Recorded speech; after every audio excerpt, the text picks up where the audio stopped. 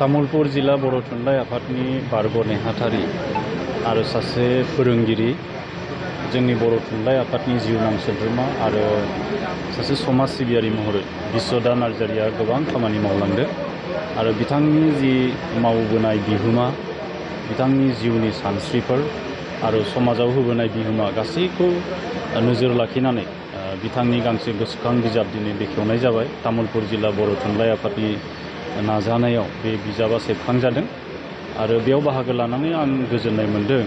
मानो होनोब्ला बिथांनि जि मावबोनाय खामानि, बिथांनि जि जिउनि सानस्रि सान्थौ आरो लोगोसे बर' थुनलाइ आफादाव बिथाङा जि गोबांथार बिहोमा होलांबाय आरो सासे गोग्गो फोरोंगिरि हिसाबै बर' बिजोंनि सोलोंथाइखौ जौगाहोनायाव बिथाङा जिबायदि बावसोमनाय होबोबाय, बेफोरो बे गोसोखां बिजाबनि गेजेरजों बेरखांदों।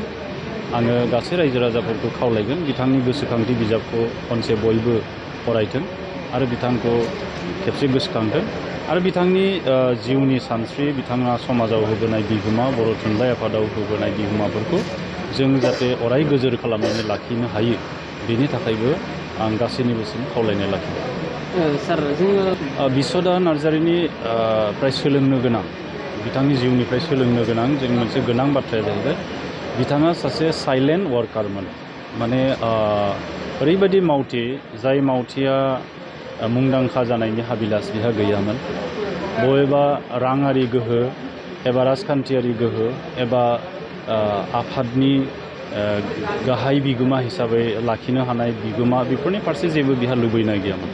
बिथाङा गेबेङैनो जेसेबांसिम हायो गावनि रांखावरि बाहायनानैब्लाबो बिथाङा बर' थुनलाइ आफादनि मोनफ्रोमबो हाबाफारियाव बाहागो लाबोदों आरो बिथाङा प्राइमारियाव गाव गुदि बर' थुनलाइ आफादाव 10 बोसोरनिबो बांसिन सम दैदेनगिरि हिसाबै बे गावनि गुदि जि आफाद बेखौ गोख्रोङै बिथाङा फोथांनानै लाखिदोंमोन।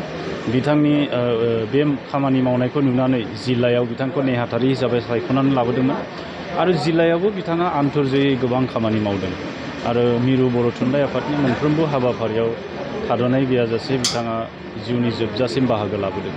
थ' बेखायनो जों बुंनो हायो बिथाङा सासे मेंरोङै मावथिमोन आरो रावजोंबो नांलाय खमलाय गैयै, अजद गैयै सासे साइलेन्ट वार्कार। माने बर' थुनलाइनि थाखाय गावखौ मावसोमनो हास्थायग्रा मानसि, नाथाय बिनि सोलायै मुंदांखा जानायनि एबा बिबान गेदेर लुबैनायनि हाबिलास बिथाङा माब्लाबाबो गैयामोन। राजखान्थियारि हाबिलास बिथाङा माब्लाबाबो गैयामोन। बे आदर्शखौ जों बयबो आजावनाया मोजां, अब्लासो जों गेबें गोथारै जोंनि बर' थुनलाइ आफादखौ जौगाहोनाय आरो लोगोसे बर' माहारि दानायाव जों बयबो बाहागो लानो हागोन।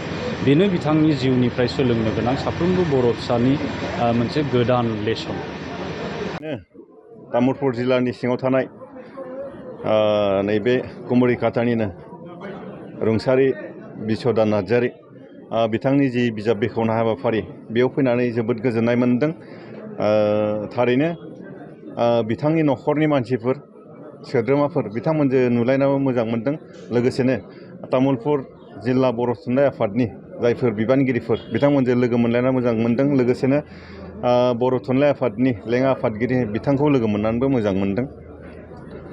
सार, मा बुंनो गोथां समाव आं बिथांखौ माब्लाबाबो लोगो मोनाखै, नाथाय बिथांनि दिनै जिउ जारिमिनखौ खोनानानै थारैनो जोबोद थुलुंगाखांदों। बिथाङा तामुलपुर जिल्ला बर' थुनलाइ आफादनि नेहाथारि आफादगिरि जानानै थानाय समाव